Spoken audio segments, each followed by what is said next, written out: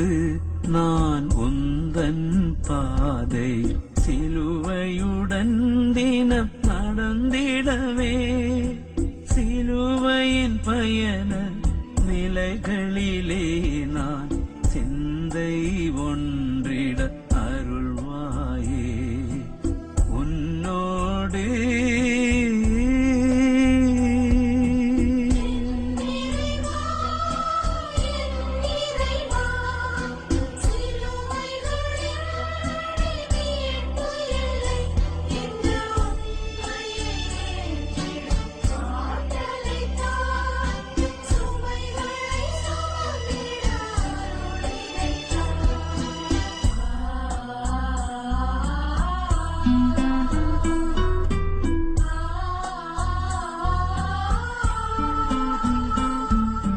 தீர்ப்பிடவே நீதிமான் இயேசுவை கூண்டினில் நிறுத்தி பழிக்கின்றார் மனிதம் காத்திட உழைத்தவர்க்கு மரண தீர்ப்பை நல்குகின்றார் தீர்ப்பிடவே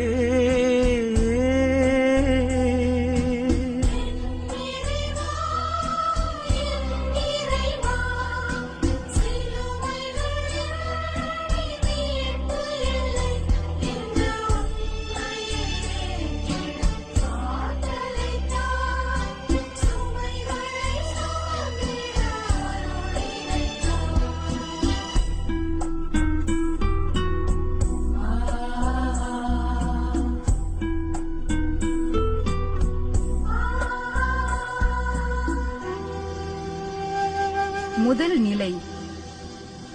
மனுமகனுக்கு மரணம் பரிசாகிறது. இயேசு தீர்ப்பிடப்படுகின்றார். எல்லாம் கசையடிகள், கிழிந்து தொங்கும் தசைகள், அங்குலம் அளவிற்கு தலையை ஆழம் பார்த்த முள்முடி, பொங்கி வழியும் இரத்தம். அமைதியின் வடிவாய் இயேசு நிற்க, நீதிக்கு மரணம் என தீர்ப்பிடுகிறது அதிகார வர்க்கம். அதை வேடிக்கை பார்க்கிறது ஒரு சதிகார வர்க்கம். நிராதரவாய் நிற்கிறார் இயேசு.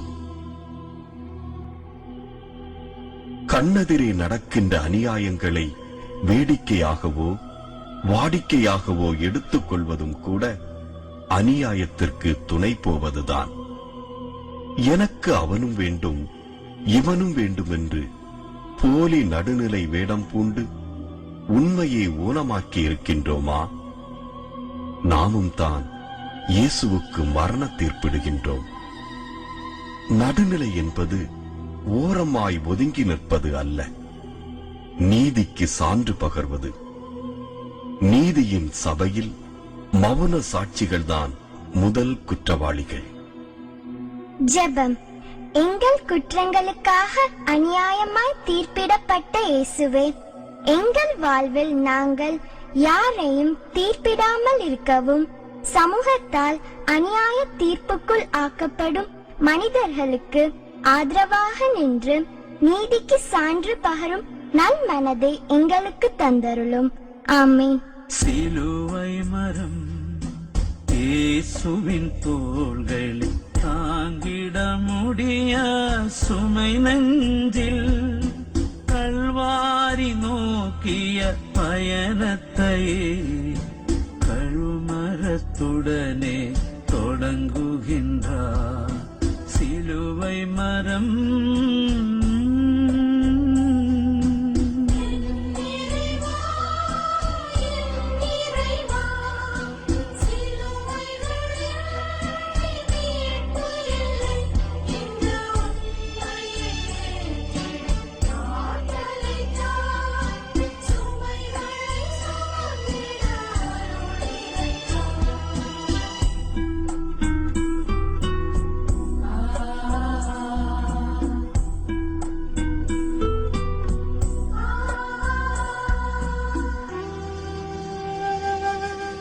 இரண்டாம் நிலை. நீதியின் தோளில் சிலுவை.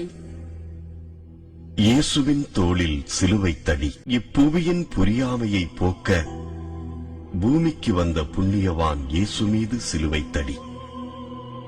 இதுதான் சமுதாய பொறுப்பு. உன்னையும் என்னையும் மீட்க அவர் ஏற்றதுதான் சிலுவைத் தடி. ஆகவேதான் அறியாமை எனும் பெருந்தடியும் அதிகாரம் எனும் குறுந்தடியும் சூழ்ச்சி என்ற கயிறால் கட்டப்பட்டு அவர் தோளில் சுமத்திய போதும் நமக்காக ஏற்றார். தனக்கு வந்த அவமானங்களையும் அவமரியாதைகளையும் அன்போடு அணுகினார் நமக்காக. மனிதனே, உன்னால் ஏன் உனது அவமானங்களையும் அவமரியாதைகளையும் அன்போடு அணுக முடியவில்லை? உனது கடமைகளை, உனது பொறுப்புகளை பொறுமையோடு ஏற்றுக்கொள்ள முடிவதில்லையே, ஏன்? இளைஞனாக, தகப்பனாக, தாயாக, மனிதனாக உனக்குள்ள பொறுப்புகளையாவது உணர்ந்திருக்கின்றாயா? உன் பொறுப்புகளை மறந்தும் மறைத்தும் எத்தனை போலி வாதங்களை விளைச்சல் செய்கின்றாய்? உன்னையும் என்னையும் மீட்க இயேசு காட்டிய சமூக பொறுப்புதான் சிலுவை.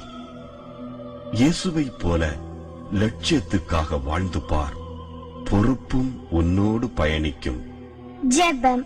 எங்கள் பொறுப்பற்ற தனங்களுக்காக சிலுவை சுமந்த இயேசுவே, குடும்பத்தில் சமூகத்தில் எங்களுக்குள்ள பொறுப்புகளை தட்டி கழிக்காமல் பிறர் மேல் சுமத்தாமல் எங்கள் பொறுப்புகளை ஏற்றுக்கொண்டு வாழும் நல் மனதினை எங்களுக்கு தாரும். ஆமீன். விழுகின்றார் சிலுவையின் சுமையால், எழுகின்றாள் முழு பலத்துடனே. வீழ்ச்சியின் வலிகளை மறந்துவிட்டு எழுந்து பயணம் தொடர்கின்றார். விழுகின்றார்.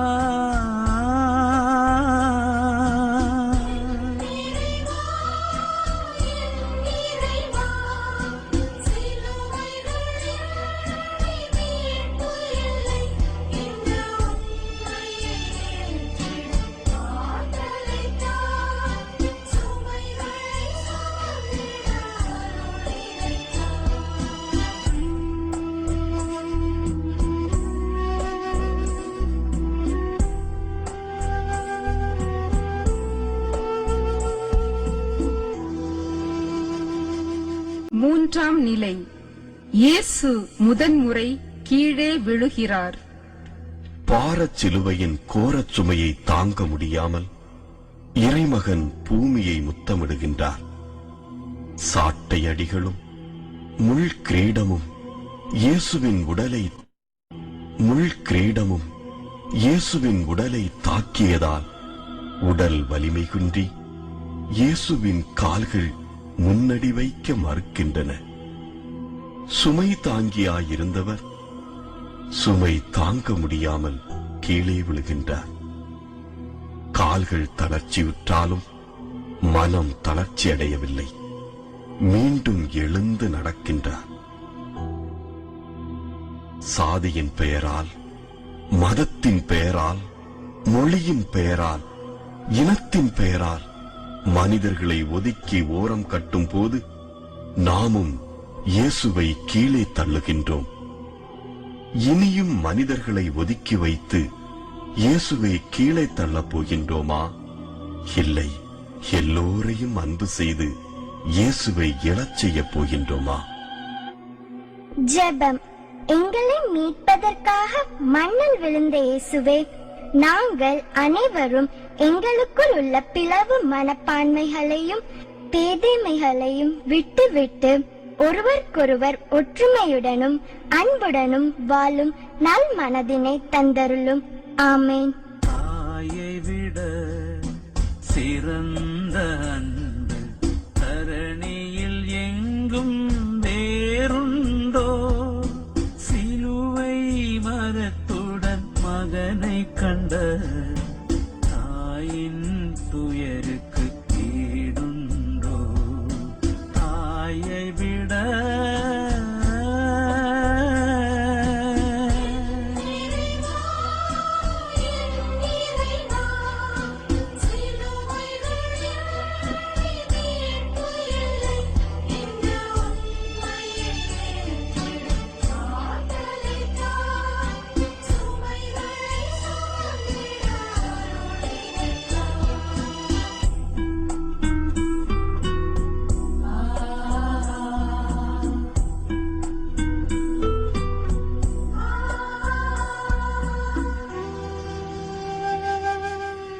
4ஆம் நிலை.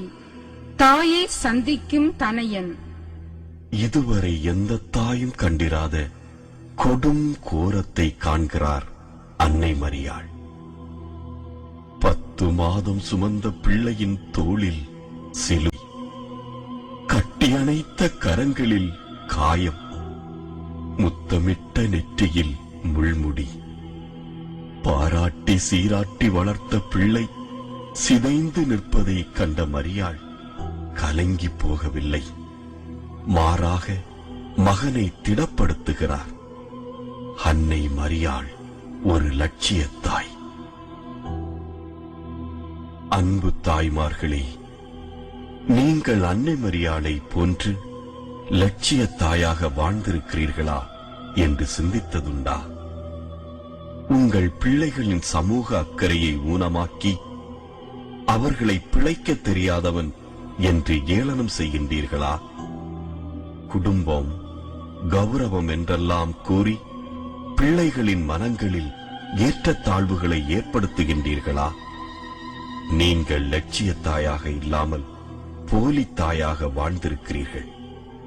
உங்களால் சமூகத்தில் சிலுவைகளை உருவாக்க முடியும், கிறிஸ்துவை உருவாக்க முடியாது. ஜெபம்.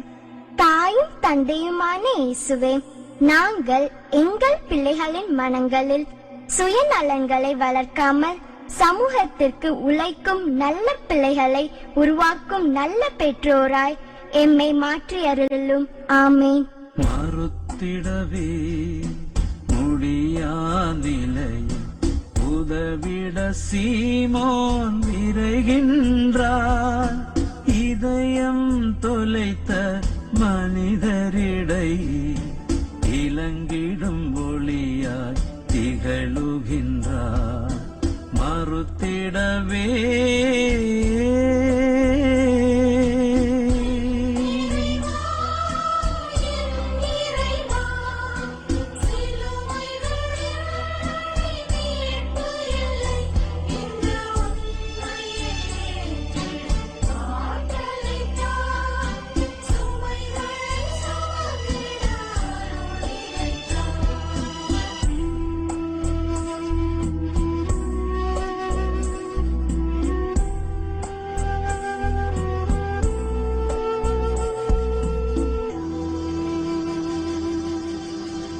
ஐந்தாம் நிலை. உண்மைக்கு உதவுகிறார் சீமோன். உயர்ந்த லட்சியத்திற்காக சிலுவை தடியின் ஒரு முனையை பூமியுடனும் இன்னொரு முனையை தன் தோளுடனும் இணைத்து இழுத்து போராடிக் கொண்டிருந்த இயேசுவின் நெருங்கிய நண்பர் என்றோ, உறவினர் என்றோ, நல்ல அறிவாளி அல்லது கல்விமான் என்றோ எந்த தொடர்பில்லாமல் இயல்பாகவே இயேசுவுக்கு சீமோன் தோள் கொடுத்தார். துன்பத்தில் இருக்கும் ஒரு மனிதனை தூக்கிவிட வேண்டும் என்ற எண்ணம் அவரிடம் இருந்தது. துன்பத்தின் வாசம் தூர வீசும் போதே சுதாரித்து நட்பை வெட்டிவிடும் நமக்கு சீமோனின் உதவி பாடமாக வேண்டும். எத்தனை எதிர்பார்ப்புகளுக்கிடையில் நமது உதவிகளை விநியோகம் செய்கிறோம். நம்மால் விளம்பரப்படுத்தப்படும் உதவிகளும் சலுகைகளும் பிரதிபலன் பார்க்காமல் செய்யப்படுகிறதா? எதிர்பார்த்து செய்வது உதவி அல்ல, உடன்பாடு. தருணம் பார்த்து செய்வது உதவி அல்ல, சந்தர்ப்பவாதம். அடுத்தவனின் இயலாமைக்கு இயல்பாக உதவுவதுதான் உதவி. உதவிக்கு வேண்டாமே எல்லைகள். ஜெபம். எங்கள் பாவங்களை சிலுவையாய் சுமந்த இயேசுவே, நாங்கள் சீமோனை போன்று எந்த எதிர்பார்ப்பும் இல்லாமல் எந்த விளம்பரமும் தேடாமல் பிறருடைய தேவைக்கு இயல்பாகவே உதவிடும் நல் மனதினை எங்களுக்கு தந்தருளும். ஆமேன். துணிவுடனே இயேசுவின் முகத்தை வெரோனிக்கா துடைத்தார் துணியாலே. உருவம் பரிசாய் பதிந்ததுவே, உள்ளமும் அவர் பால் சென்றதுவே.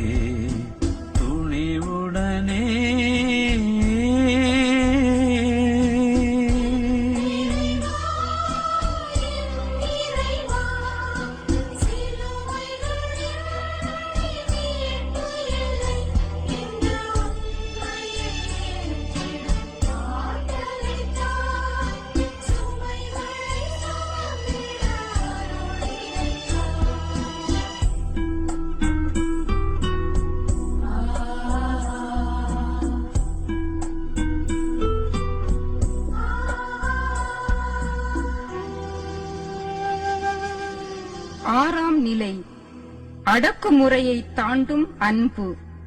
ஆபத்தில் உதவுவதுதான் அன்பு. ஆம், உண்மையான அன்பு துன்பத்தில்தான் வெளிப்பட வேண்டும். அன்பு பணியில் அவப்பெயரும் கேலியும் கிண்டலும் தான் பரிசாக கிடைக்கும் என தெரிந்தும் இயேசுவின் திருமுகத்தை துடைக்கிறாள் வெரோனிகா. இதுதான் அன்பின் வெளிப்பாடு, அன்பின் நிறைவு. அன்று இயேசுவின் முகத்தை துடைத்தது பெண்ணினம். என்னும் சுவருக்கு பின்னால் பதுங்கி இருக்கிறது பெண்ணினம். பெண்ணினமே, நீயே எத்தனை பெண்களை கேலி செய்திருக்கின்றாய், கேவலமாக பேசியிருக்கின்றாய். நீயும் பெண் என்பதை மறந்துவிட்டு மருமகளை அடக்கிக் கொண்டிருக்கின்றாயே. நீயும் பெண் என்பதை மறந்துவிட்டு மருமகளை அடக்கிக் கொண்டிருக்கின்றாயே. நீயும் பெண் என்பதை மறந்துவிட்டு மாமியாரை அனாதையாக்கிக் கொண்டிருக்கின்றாயே. நீ எப்போது வெரோனிகாவாக மாறப்போகின்றாய்? அயலானை அன்பு செய்யும் போது இயேசுவின் முகத்தினை துடைக்கின்றோம். அடிமை தலையை உடைத்தெறியும் போது இயேசுவின் முகத்தினை துடைக்கின்றோம்.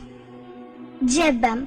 எங்கள் மீது கொண்ட அன்பால் பாடுகளை ஏற்ற இயேசுவே, வெரோனிகாவை போன்று துன்பத்தில் இருக்கும் போது உதவுவதுதான் உண்மையான அன்பு என்பதை உணர்ந்து துன்பப்படும் மனிதர்களுக்கு உதவிடும் நல் மனதை எங்களுக்கு தந்தருளும்.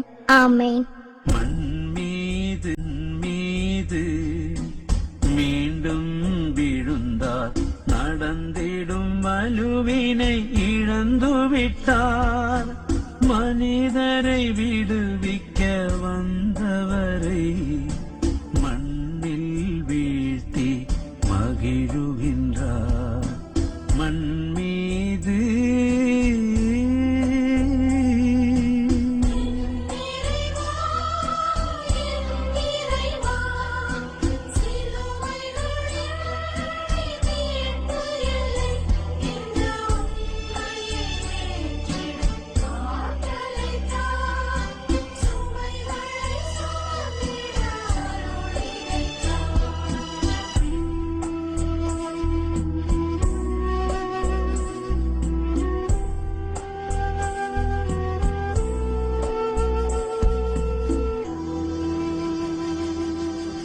ஏழாம் நிலை இயேசு இரண்டாம் முறை கீழே விழுகின்றார். இரண்டாம் முறை கீழே விழுந்து விட்டார். இனி எழவே மாட்டான் என்று சொல்கிறது ஒரு கூட்டம். கல்வாரி இவனுக்கு ஒரு கனவுதான் என்று சொல்மாறி வீசுகின்றது இன்னொரு கூட்டம். யார் எப்போது கீழே விழுவார் என எதிர்பார்க்கும் உலகம் இயேசுவை கீழே தள்ளி வேடிக்கை பார்க்கிறது. நம்பிக்கை இழக்கவில்லை இயேசு. எழுந்தார், எழுந்து நடந்தார். கல்வாரியின் தூரம் அவர் கண்களுக்கு தெரிந்தாலும் நம்பிக்கையின் துணையோடு நடந்தார். வாழ்க்கை நம்பிக்கையில் நகர்ந்து கொண்டிருக்கிறது. விழுவது பாதையை பொறுத்ததல்ல, பார்வையையும் பொறுத்தது. லட்சியமில்லாமல் போதைகளின் பாதையில் விழுந்து கிடக்கும் இளைஞனே, இயேசுவை பார், எழுந்து நட. பெண் பிள்ளை நான் என்று அடங்கி கிடக்கும் பெண்ணே, இயேசுவை பார், எழுந்து நட. கடனை அடைக்க முடியுமா என்ற அவநம்பிக்கையில் கடன் வாங்கி குடிக்கும் குடும்பத் தலைவனே, இயேசுவை பார், எழுந்து நட. நினைத்தது ஒன்றும் நடக்கவில்லை என்று தற்கொலை எண்ணத்தோடு அலையும் மனிதனே, இயேசுவை பார், எழுந்து நட. விழுபவன் மனிதன், எழுபவன் வீரன். விழுந்தே கிடப்பவன் கோழை. தாழ்வு மனப்பான்மைகளில் தடுமாறி விழுந்தது போதும், விரைந்து எழு. இல்லாதது என்றும் இயலாதது என்றும் உலகில் எதுவும் இல்லை. ஜெபம். எங்களுக்காக துன்பங்களை ஏற்ற இயேசுவே, எங்கள் வாழ்வில் வரும் பல சவால்களை சந்திக்க முடியாமல் தாழ்வு மனப்பான்மைகளில் விழுந்து கிடக்கின்றோம். உம்மை போல நாங்களும் தன்னம்பிக்கையுடன் துணிந்து எழ தேவையான ஆற்றலை எமக்கு தந்தருளும். ஆமேன். அழுகையுடன் இயேசுவின் பின்னால் எருசலேம் மகளிர் நடக்கின்றார்.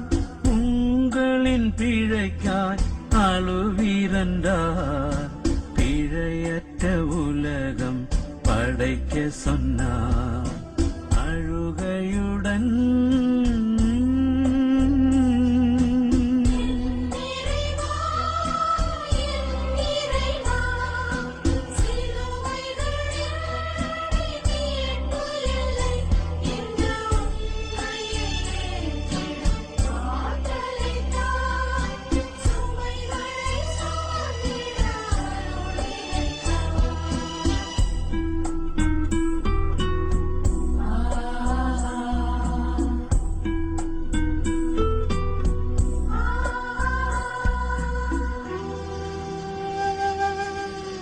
எட்டாம் நிலை. இயேசுவில் ஆறுதல் தேடும் எருசலேம் மகளிர். கல்வாரி பயணம் இயேசுவின் மாசற்ற பாதங்களை பரிதவிக்கச் செய்கிறது. வழியில் ஒரு கூட்டம் அவரை பார்க்க முண்டியடிக்கிறது. அதில் அதிகம் பேர் பெண்கள். இயேசு அக்கூட்டத்தை நெருங்க நெருங்க அவரது காயங்களும் ரணங்களும் அப்பெண்களை அமைதி இழக்கச் செய்கின்றன. ஓ ஓ ஓ என அழுகிறார்கள். தனது ரணங்களையும் காயங்களையும் பொறுத்து கொண்ட லட்சிய மைந்தன் எருசலேம் பெண்களின் கண்களில் ஆறுதலோ தேர்தலோ தேடவில்லை. மாறாக, எருசலேம் பெண்களே, எனக்காக அழ வேண்டாம், உங்களுக்காகவும் உங்கள் பிள்ளைகளுக்காகவும் அழுங்கள் என்றார். இயேசு அழச் சொன்னது உனக்காகவும் உனது பிள்ளைகளுக்காகவும் தான். கிறிஸ்துவை விட சிலுவையை நேசிக்கும் நீ, உண்மைக்கு சாட்சி சொல்லாத நீ, விபத்தில் விழுந்தவனை தூக்கிவிடாத நீ, கணவனின், மனைவியின், பிள்ளைகளின் நலனில் அக்கறை இல்லாத நீ, பிரயத்தனப்படும் முழு இரவு ஜெபங்களும் உபவாசங்களும் இயேசுவுக்கு நீ செய்யும் துரோகம் அல்லவா? அயலாரின் துன்பத்தில் பங்கு கொள்ளாத நீ, ஆண்டவரின் துன்பத்தில் பங்கு கொள்ள பயணப்படும் போதெல்லாம் இயேசு கூறுகிறார், எனக்காக அழ வேண்டாம், உங்களுக்காகவும் உங்கள் பிள்ளைகளுக்காகவும் அழுங்கள். ஜெபம். நாங்கள் வாழ வாழ்வை இழந்த இயேசுவே, நாங்கள் பிறரின் துன்பத்திற்கு ஆறுதல் மட்டும் கூறிவிட்டு அகன்றுவிடும் மனிதர்களாக அல்லாமல் பிறரின் துன்பத்தை போக்கும் மனிதர்களாக மாறிடும் மனதை தந்தருளும். மறுபடியும் மண்ணில் விழுந்தார், சிலுவையின் அடியில் சிதைகின்றார். உயிர் கொல்லும் வலியார் துடி துடித்தும் இலக்கினை அடைந்திட எழுகின்றார். மறுபடியும்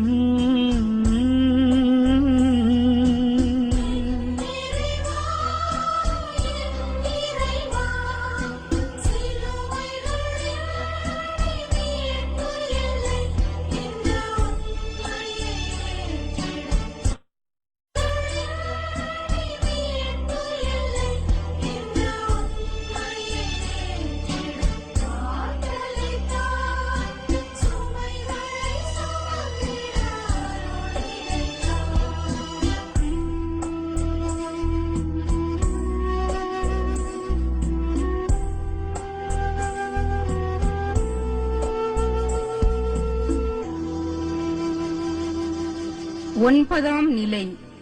இயேசு மூன்றாம் முறையாக கீழே விழுகிறார்.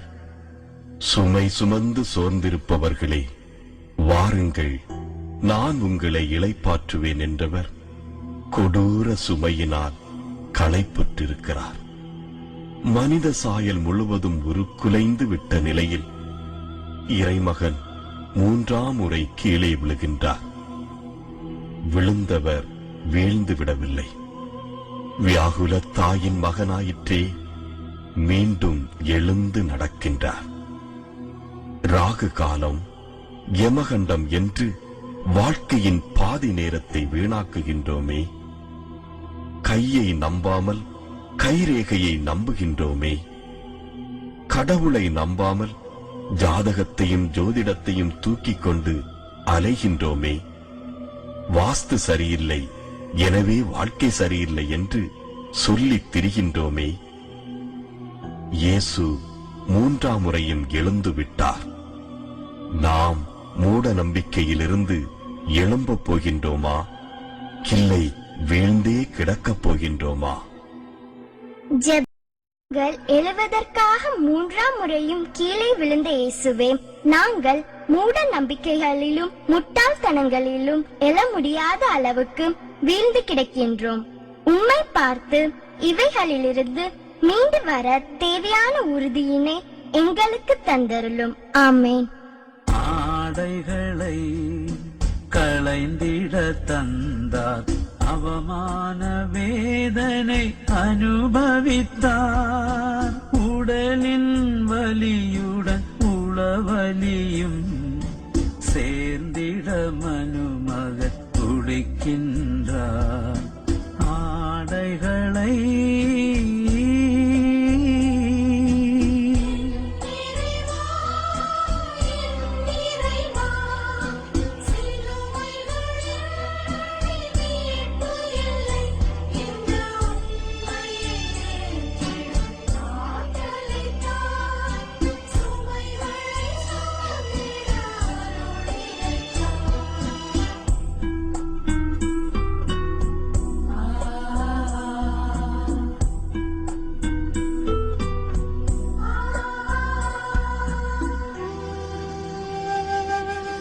பத்தாம் நிலை. இயேசுவுக்கு அவமானம் ஆடையாகின்றது. ஆடை நாகரிகத்தின் வெளிப்பாடு.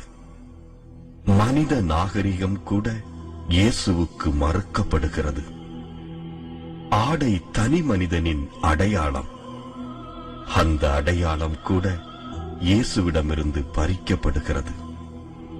உடலோடு ஒட்டிய ஆடைகள் உரித்தெடுக்கும் போது கிழிந்த தோள்கள், வழிந்தோடும் இரத்தம், உயிர் போகும் வலி, தலைகுனியும் அவமானம். இயேசுவின் ஆடைகளை அகற்றி அவமானப்பட்டு நிற்கின்றது உலகு. உலகிற்காய் எல்லாவற்றையும் இழக்கிறார் இயேசு. பிறருக்காக உன்னை இழப்பதுதான் வாழ்வு.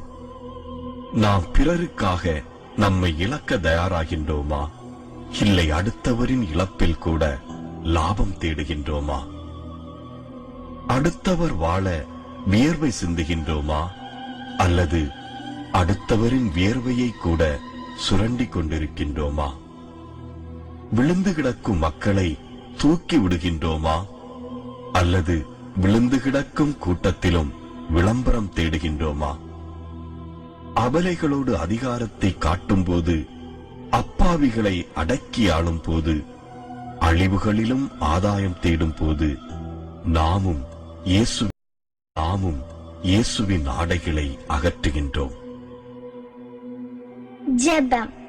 நாங்கள் பிறர் இழப்பில் கூட ஏதாவது ஆதாயம் கிடைக்குமா என்ற எண்ணத்தோடு வாழ்ந்து வருகின்றோம். எங்களை மன்னியும். உம்மை போன்று பிறருக்காக எல்லாவற்றையும் இழக்கும் மனிதர்களாக எங்களை மாற்றி அருளும். ஆமென். ஆணிகளால் கரங்களை துளைத்தார், கால்களை சேர்த்தும் அறைந்து விட்டார். ஆவியை பறித்திடும் நோக்குடனே சிலுவையில் சேர்த்து தொங்க வைத்தார். ஆணிகளா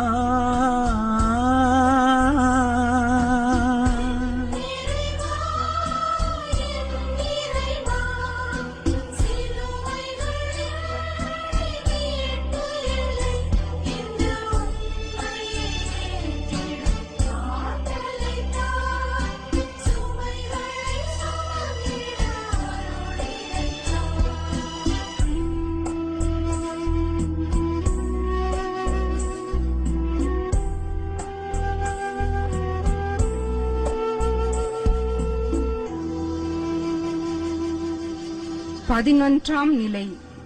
மீட்பின் ஏணிக்கு 3 ஆணிகள். மீட்பின் ஏணிக்கு 3 ஆணிகளை பரிசாக்குகின்றது உலகு.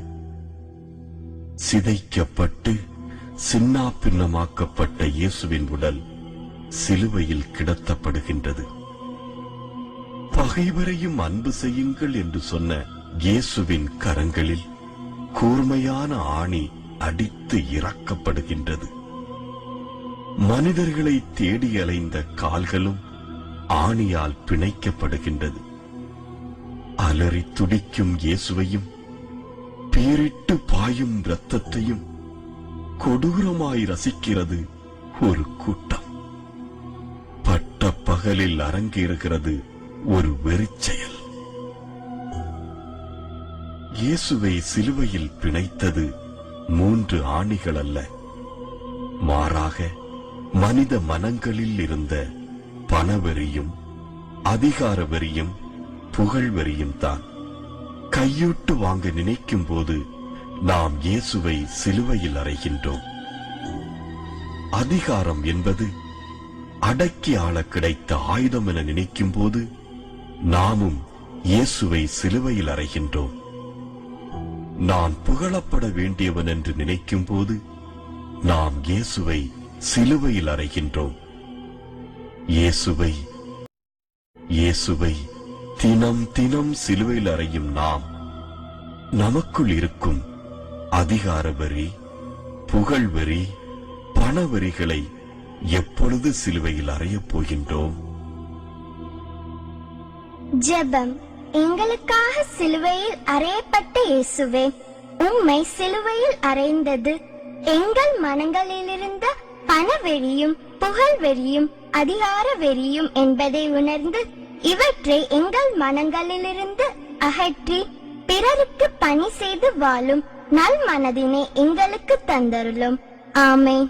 தந்தையே, உன் கைகளில் எந்த உயிரையே நான் தருகின்றேன் என்று கதறி உயிர் கொடுத்தார்.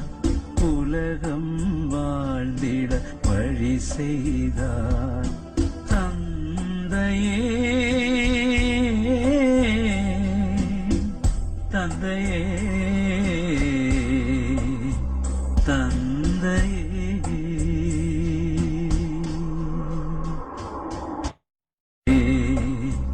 தந்தையே.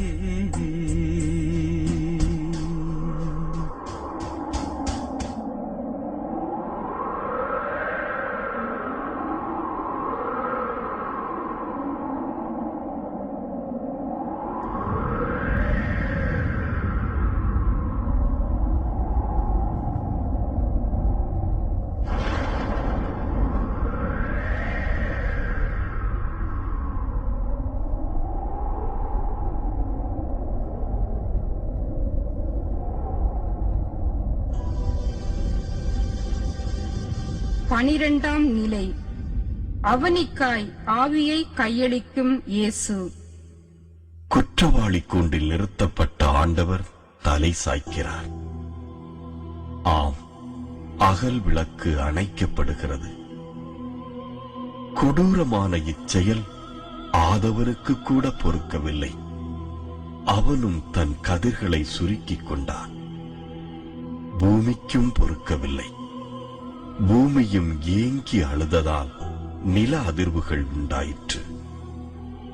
அன்னை மரியாளின் மகனாயிற்றே, செங்குருதி சிந்தும் இவ்வேளையிலும் நமக்காக பரிந்து பேசி ஆவியை ஒப்படைக்கின்றார். இறப்பை பற்றி சருகுகள் தான் சங்கடப்பட வேண்டும், விதைகளோ மகிழ்ச்சி அடைகின்றன. ஏனென்றால் விழுந்த பிறகுதான் அது வீரியமடைகின்றது. மனிதனே, நீ சருகாக இருக்கின்றாயா, இல்லை விதையாக இருக்கின்றாயா? நீ உதிர்க்க வேண்டிய சருகுகள் எத்தனை இருக்கின்றது உனக்குள்? மனிதனே, உனக்குள் இருக்கும் சினிமா கவர்ச்சியையும் சீரியல் சிந்தனையையும் எப்பொழுது உதிர்க்கப் போகின்றாய்? ரசிகர் மன்றங்கள் என்ற பெயரில் அடிமை சின்னங்களை உருவாக்கிக் கொண்டிருக்கின்றாயே, இந்த அவமான அடையாளங்களை எப்போது உதிர்க்கப் போகின்றாய்? ஜெபம்.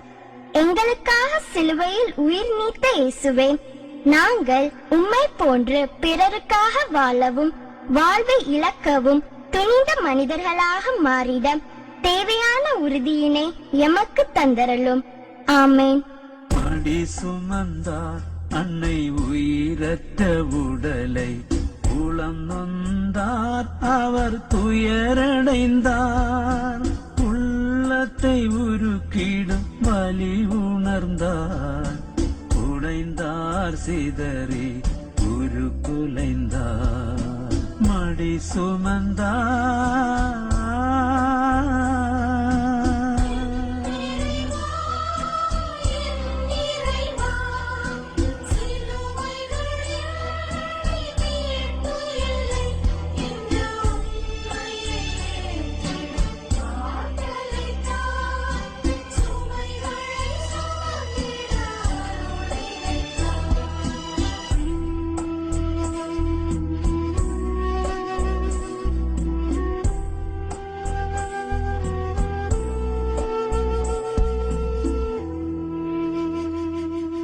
பதிமூன்றாம் நிலை.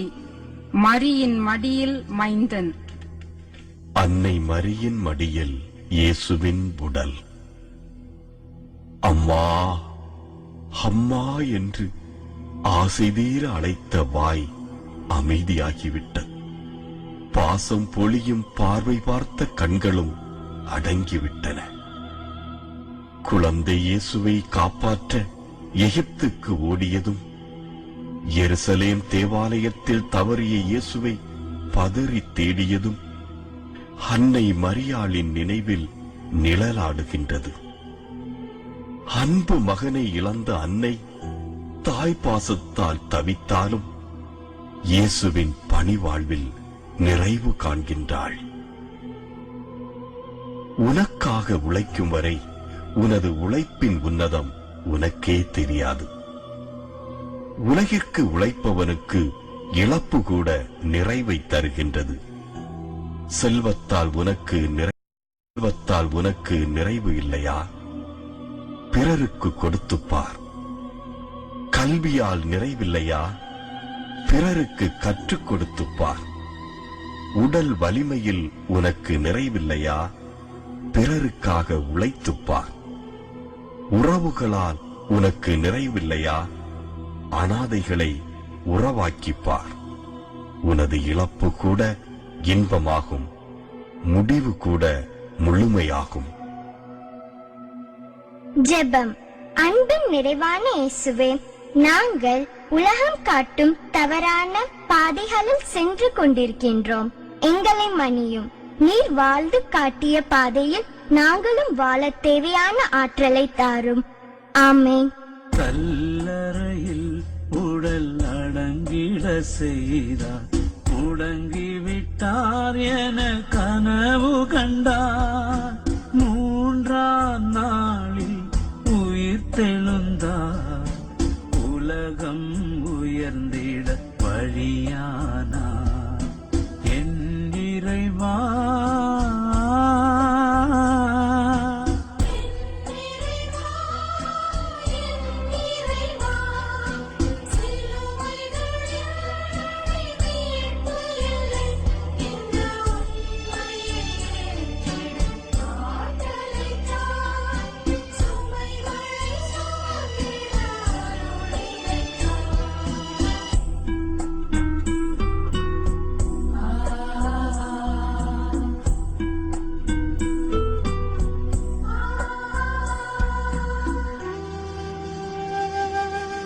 பதினான்காம் நிலை.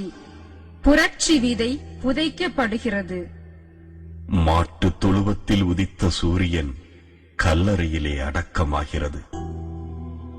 பிறப்பிலே போராட்டம், வாழ்விலே போராட்டம், இறப்பிலே போராட்டம். இதுதான் இயேசுவின் வாழ்க்கை பயணம். இயேசு பயணப்பட்டது நமக்காக, முற்றிலும் நமது நலனுக்காக. நமக்காக வாழ்ந்த இயேசுவின் உடல் நமக்காகவே புதைக்கப்படுகிறது. வீரனின் மரணம் விலை மதிப்பற்றது. போராட்டவாதியின் மரணம் போற்றப்படும். போராளியின் மரணம் விருட்சமாகிறது. கோழையின் மரணம் கல்லறையோடு காலாவதியாகி விடுகின்றது. லட்சியவாதிக்கோ கல்லறைதான் கருவறையாகிறது. வெறும் அடையாள கிறிஸ்தவர்களாக பவனி வரும் நாம் இயேசுவின் ஆன்மாவை நாள்தோறும் புதைக்கின்றோம். 14ஆம் நிலை. புரட்சி விதை புதைக்கப்படுகிறது. மாட்டுத் தொழுவத்தில் உதித்த சூரியன் கல்லறையிலே அடக்கமாகிறது. பிறப்பிலே போராட்டம், வாழ்விலே போராட்டம், இறப்பிலே போராட்டம். இதுதான் இயேசுவின் வாழ்க்கை பயணம். இயேசு பயணப்பட்டது நமக்காக, முற்றிலும் நமது நலனுக்காக. நமக்காக வாழ்ந்த இயேசுவின் உடல் நமக்காகவே புதைக்கப்படுகிறது.